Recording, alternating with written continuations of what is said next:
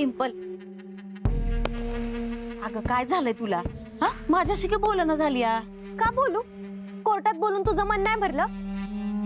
तुला सांगितलं होतं ना डॉक्टरांनी कट्टा बांधलाय म्हणून सांगू नको, तरी बी तू सांगितलंच. आता तुझ्यामुळं डॉक्टर कायमचं जेलमध्ये जाणार आहेत. अगं असं काय नाही होणार. असं काय होणार नाही? काय व्हायचं राहिलंय ग? बिचाऱ्यांनी आपल्यासाठी एवढं काय केलंय आणि आपण काय केलं? त्यांच्या विरोधात साक्ष दिली. अगं मी काय बळनं केलं होय? अगं मला कळतच नव्हतं आपल्या मोर काय चाललंय ती. माझ्या तोंडून डॉक्टरांचं नाव कसं निघालं ती. तू बघितलं ना त्या मॅडम कसं प्रश्न विचारत होत्या. अगं म्हणून घाबरली मी. अगं तू घाबरावी ना म्हणूनच त्या तुला प्रश्न विचारत होत्या. पण मी तुला सांगितलं होतं ना खरं बोलायचं नाही म्हणून. पण का? खोटं का बोलायचं? आणि मला सांग, आपण जर खोटं बोललो आणि डॉक्टर आणखीनच फसलं तर काय करायचं? आता काय व्हायचं राहिले? आता फसलेच ना ते. अगं काय फसलं बिसलं नाही. ही बघ, कट्टा त्यांनी बांधलाय म्हणून बाडी बी त्यांनीच पुरली असं होत नाही. वय पण हे लोकांनी कसं सांगणार? डिंपल, हे बघ, बाकीच्यांना काय वाटतंय ना ती वाटू दे, पण आपल्याला माहितीये ना डॉक्टरांनी काय नाही केलं ते. डिंपल, एक गोष्ट कायम लक्षात ठेव. हे बघ, आपलं जसं कर्म असतं ना फळं बी तशीच मिळतात. आणि डॉक्टरांचं कर्म चांगलं आहे म्हणून त्यांना काय बी होणार नाही बघ. आणि नेहमी सत्याचाच विजय होत असतो बघ. हा, आणि तू काय बी विचार करू नकोस, डॉक्टर सुटतीलच बघ.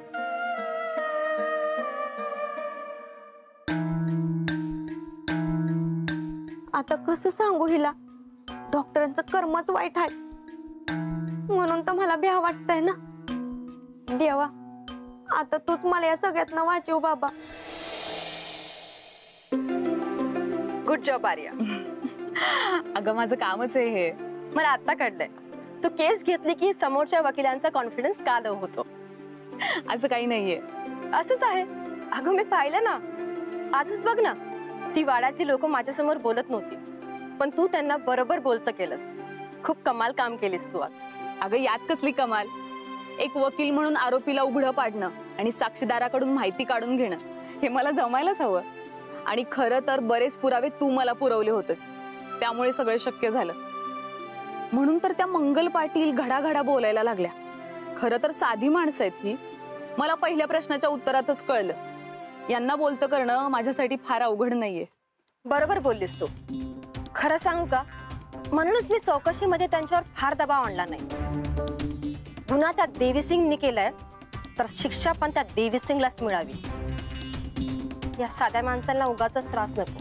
पण मंगल पाटीलने तो कट्टा देवी सिंगने बांधल्याची साक्ष दिली आणि त्यामुळे खरं तर आता या केसमध्ये मजा येणार आहे. त्याचा चेहरा बघितला कसा झाला होता? त्याचा सुटणं आता कठीण आहे. आता ही केस सोपी झाली असं म्हणायला हरकत नाही, किंवा अर्धी जिंकलीस असं म्हणणार नाही आर्या, इतक्यात खुश होऊन चालणार नाही. वो देवी सिंग है, बहुत ही शातिर दिमाग वाला इंसान है तो एवढ्या लवकर हार मानणार नाही. आणि त्याची उलट तपासणी ही बाकी है. लोमड़ी, शेर, चीता, सबका दिमाग एक साथ पाया है उसने. वो कब क्या करेगा हम सोच भी नहीं सकते और हमें उसके लिए रेडी रहना है. तू नको काळजी करूस ग. या केस बाबत मी अजिबात गाफील राहणार नाहीये. आपण दोघी जणी नक्कीच त्याला फाशीपर्यंत पोहोचू. येस. बरं, मी घरी चाललीये, तुला सोडू का? नाही, तुझा, मला थोडं काम आहे. बरं ठीक आहे, चल बाय. बाय.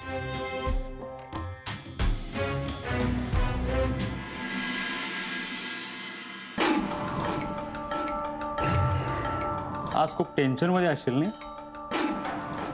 आज सगळा गेम तुझ्यावर पलटी झाला.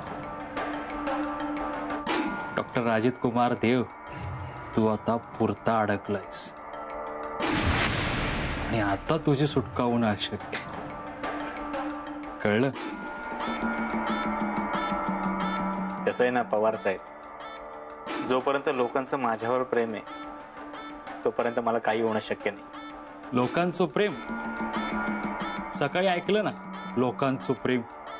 खूप प्रेम आहे लोकांचं तुझ्यावर. चप्पल खूप लागले असेल नाही? हा,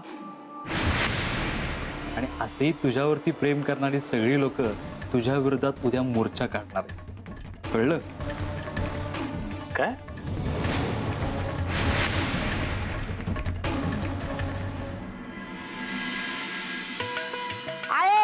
अगं उरकलं का नाही तुझं अजून? अगं उरकलं माझं, पण माझ्या साडीवर ही चोळी कशी दिसतीये ग? आजी आपल्याला लग्नाला नाही जायचं, साक्ष द्यायला जायची आहे. तुला काय करायचंय ग?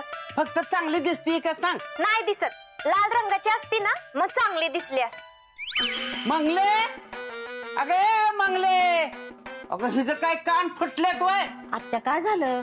अगं माझी लाल रंगाची चोळी आण. हाय का, आता सकाळी म्हणलात ही पाहिजे म्हणून ही आणून दिली, आता दुसरी पाहिजे वय? माणसानं काय तेच करत बसायचं का? आता तुझीच लेख म्हणली ही चांगली दिसत नाही, लाल रंगाची घाल म्हणून. आता मला काय माहित होतं ते तुला काम सांगल म्हणून. आजी ह्या पण रंगाची लय भारी दिसते तुला, थोडं अगदी हिरोईन गतच दिसते बघ. होय अगं आहे, तू ना ती जुनी नटी कोण बरं? हा नर्गिस, अक्षी नर्गिस सारखी दिसते आज बघ. ह्याच्या नरड्याला काय झालं का? मग मी दिसतेच नरगिसवानी. मी कुठं काय म्हणलं? उलट मी तर म्हणतोय एकावर एका अजून 4 चोळ्या घाला, माझं काय जातंय? तुझं काय जातंय? कधी सासूसाठी 4 पैसे खर्च केलेत का? आहे तुझी गाडी साधा न कदा कशी का माझ्या नवऱ्यावर घसरत असती? त्या चोळीचं तू आणि तुझी सून काय असेल ते बघून घे. मंगले जा चोळी घेऊन ये जातो. आवाज त्यात ती कुठे हुडकत बसू? हुडक कुठे बी, 12 लुगडी सदा उघडी अशी गत झाली आहे माझी. आता आपल्या खानदानात कुणाला मान होता का साक्ष द्यायचा? तो मला मिळणार आहे. मग मी नको का चांगली दिसायला? आता पेपरात फोटो यायचा म्हणल्यावर भारीच दिसली पाहिजे. जा तू चोळी घेऊन ये जा. चोळी आणल्या बिगर तुम्ही काय शांत बसायच्या नाहीत? आणती. अरे वा, तयार आहेत ना सगळे? चला. आली वाटतं ही दोघं. जाऊ दे मरू दे तिकडं. ती चोळी बदलायच्या नादात आहे ना, ही जात्याल मला सोडून, नाहीतरी त्यांना तीच पाहिजेत. पण मी काय बी झालं ना तरी त्या कंपाऊंडरच्या विरोधात साक्ष देणार म्हणजे देणार. म्हातारी तयारी झाली आहे ना? 8 दिवस झालं तयारीतच आहे मी. केव्हा एकदा जाऊन साक्ष देते असं झालंय मला. बरं चल तू, पण कोर्टात चुकीची साक्ष देऊ नको, नाहीतर जेलात टाकतील. त्यामुळे नीट बोल. तू नको शिकूस मला. तुझ्यापेक्षा 4 उन्हाळा पावसाळ्यात जास्त बघितल्यात मी. आलाय मोठा शाना मला जेलमध्ये टाकणारा. अरे मला जेलमध्ये टाकायला अजून जन्माला यायचंय. दुसऱ्याला शिकवत बसण्यापेक्षा स्वतःच्या बायकोला सांभाळलं असतं ना तर ती पळून गेली नसती. घसरली का माझ्या बायकोवर गाडी? घसरली. चला चला चला, आपल्याला लई वेळ होतोय. चला. बाबू दादा, तुम्ही का नाही म्हातारीला नीट समजावून सांगा. डॉक्टरांबद्दल काय बी चुकीचं बोलायचं नाही, कोर्टात गप बसायचं, नाहीतर उगाच डॉक्टर गोत्या त्याला. तूच सांग बाबा, ती काय ऐकती वय कुणाचं? आणि हे बघ, डॉक्टरनी काहीच केलं नाही ना, मग घाबरायचं कशाला? काय चांगलं 10-12 मुडद पाडलेत त्यांनी. केव्हा एकदा मी त्या कोर्टात जाऊन साक्ष देती आणि त्याला फसाव लटकावती असं झालंय मला.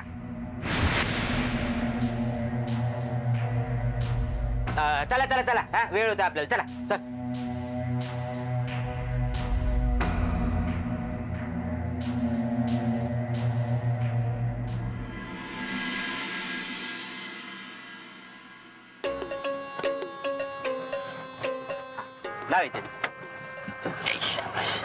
चला उतरा. ए सगळ्यांनी पटपट उतरा लवकर, उशीर झाला तर परत कोर्टात घ्यायची नाही कोणाला. हे आहे अगं उतर लवकर लवकर चल. ए चला चला चला लवकर. अरे सगळे पळाली का काय? अरे मला न्या की. अगं वंदे बाबू मंगल ह्यांना खातलं नेऊन डाबऱ्यात. ह्यांना लवकर, मला एकटीला सोडून गेली वाटत. अरे ह्यांच्या पालखीचा धूर निघाला ह्यांचं मड बसवलं लवकर. ह्यांना भरली रागात किती, ह्यांच्या कणगीला पडली भोक. तिथं काय ठेवलं रे मध्ये कुणी?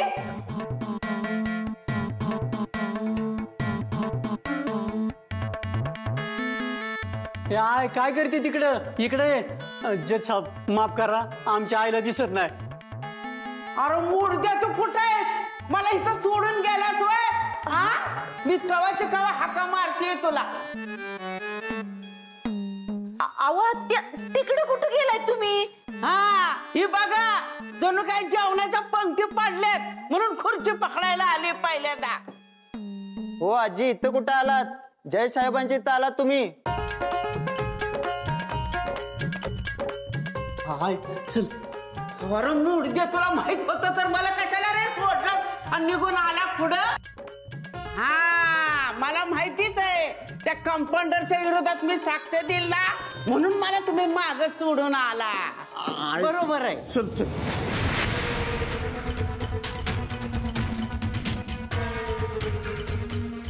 कोर्टाचं काम सुरू करा. आरोपीला पिंजऱ्यात घ्या.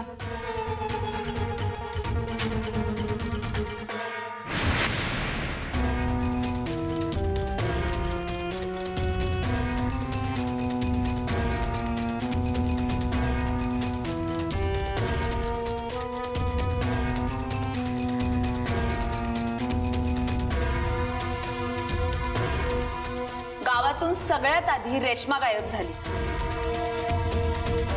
तिला गायब करण्यामध्ये तुमचा हात आहे असा तुमच्यावर आरोप आहे. तो मान्य आहे तुम्हाला?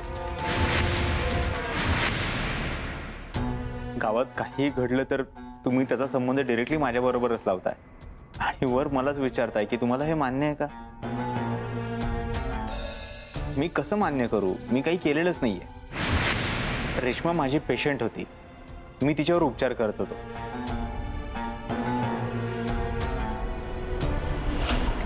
उपचार? काय झालं होतं रेश्माला?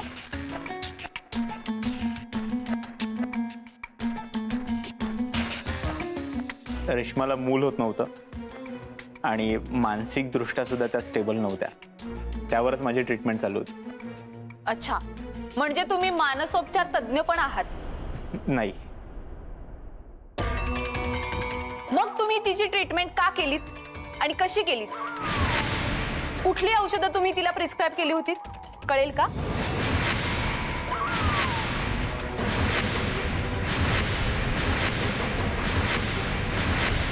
मी त्यांच्यावर मूल होण्यासाठी ट्रीटमेंट करत होतो. शिवाय त्यांचा सायकोलॉजिकल प्रॉब्लेम होता म्हणून त्यांचं काउन्सिलिंग सुद्धा करत होतो. मी त्यांना खूप वेळा सांगितलं मी गोळ्या औषधं देऊ शकत नाही, तुम्ही मुंबईला जा किंवा शहरात जा. पण बाहेर त्यांची बदनामी होईल म्हणून त्यांनी मलाच त्यांचं काउन्सिलिंग करायला सांगितलं. मी केलं, पण तेही त्यांच्या सांगण्यावरून. रेश्मा प्रेग्नेंट होत्या हे खरं आहे का? हो. तुम्ही तिच्यावर असा कोणताही इलाज केलात की एवढ्या कमी वेळेमध्ये तिला दिवस गेले?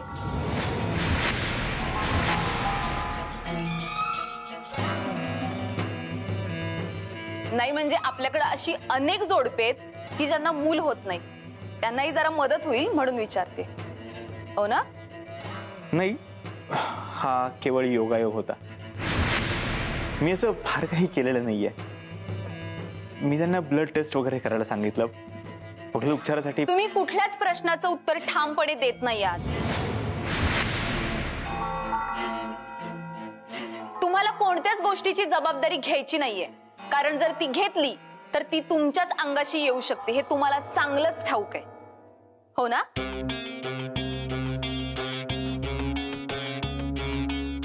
मॅडम, मी खरं काय हेच तुम्हाला सांगतोय. आता तुम्ही काय बोलताय याचा मला काहीच संबंध लागत नाहीये. कसं आहे अजित कुमार देव, झोपलेल्या माणसाला जाग करता येतं, झोपेचं सोंग घेणाऱ्याला नाही. मॅडम, तुम्ही वकील आहात, तुम्हाला शब्दात पकडायला बरोबर जमतं. तुमच्या या अशा आरोपांवर मी काय बोलणार? जज साहेब, मी विजय शिंदे यांना इथे बोलवण्याची विनंती करते. परवानगी आहे. विजय शिंदे हाजीर हो.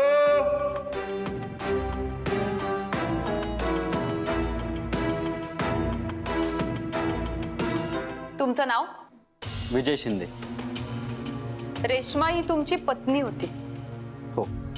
रेश्मा गायब झाली आणि तुम्हीच तिचं बरं वाईट केलं म्हणून तुम्हाला अटक करण्यात आली होती का? हो. मग तुमची निर्दोष सुटका का आणि कशी झाली?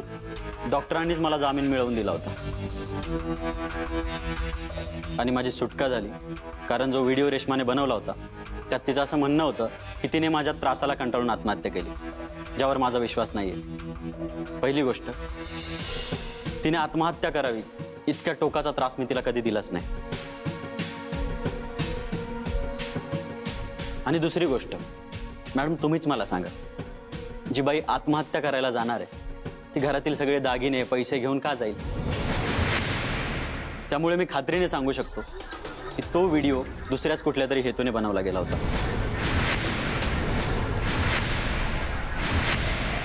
वेगळ्या हेतूने म्हणजे? तिला कोणीतरी फूस लावली होती. माझ्या घरावर, पैशावर, प्रॉपर्टीवर कुणाचा तरी डोळा होता. रेश्माला फसवून त्या व्यक्तीला ते सगळं मिळवायचं होतं. तुम्हाला कोणावर संशय आहे का? ह्याच्यावर. तुम्ही एवढ्या खात्रीनं कसं काय सांगू शकता? कारण ह्याच्याकडे जायला लागल्यापासून रेश्माचं माझ्याशी वागणं बदललं होतं. म्हणजे नेमकं कसं झालं होतं? ती मला कधीच उलट उत्तरं देत नव्हती आणि जेव्हापासून हा डॉक्टर गावात आला तेव्हापासून माझ्या आणि त्याच्यातले वाद वाढले. त्या काळात याचं माझ्या घरी येणं जाणं होतं. एक दिवस रेश्माला ज्याने फूस लावली होती त्याचं लॉकेट मला माझ्या घरात सापडलं. आणि योगायोगाची गोष्ट म्हणजे ह्याच्याकडे सुद्धा सेम लॉकेट आहे जे बजाने याला दिलं होतं.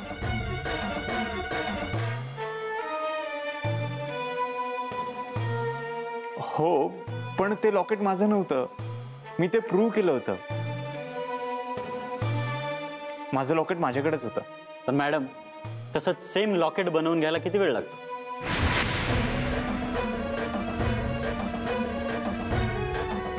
म्हणूनच मला शंका आहे की माझ्या बायकोला गायब करण्यामागे ह्याचाच काहीतरी हात आहे.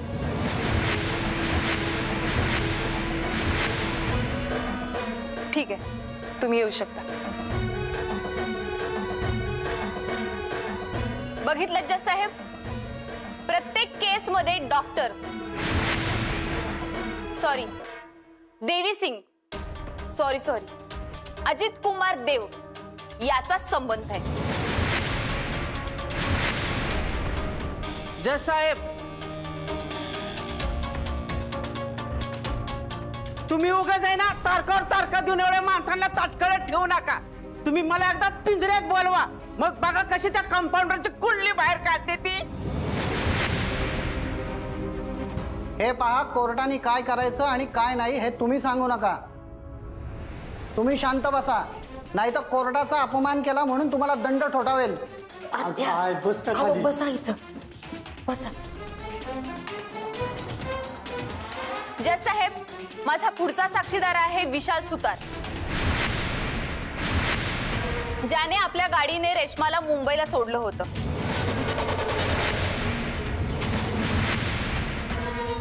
परवानगी आहे. विशाल सुतार हाजीर हो.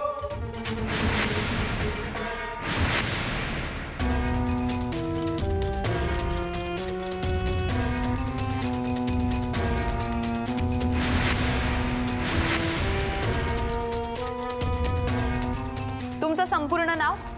विशाल सुतार. रेश्माला तुम्हीच तुमच्या गाडीने मुंबईला घेऊन गेला होतात ना? हो. तिला घेऊन जाताना वाटेत काय घडलं? मॅडम मुंबईला गेल्याच नाहीत, त्यांनी गाडी मागे पुन्हा फिरवायला लावली. का? असं काय अचानक घडलं? त्यांना कोणाचा तरी फोन आला होता. त्यानंतर त्यांनी मला गाडी बाहेर जायला सांगितलं आणि गाडीतच त्यांनी एक व्हिडिओ बनवला. मग मी पुन्हा त्यांना कातलवाडीत आणून सोडलं.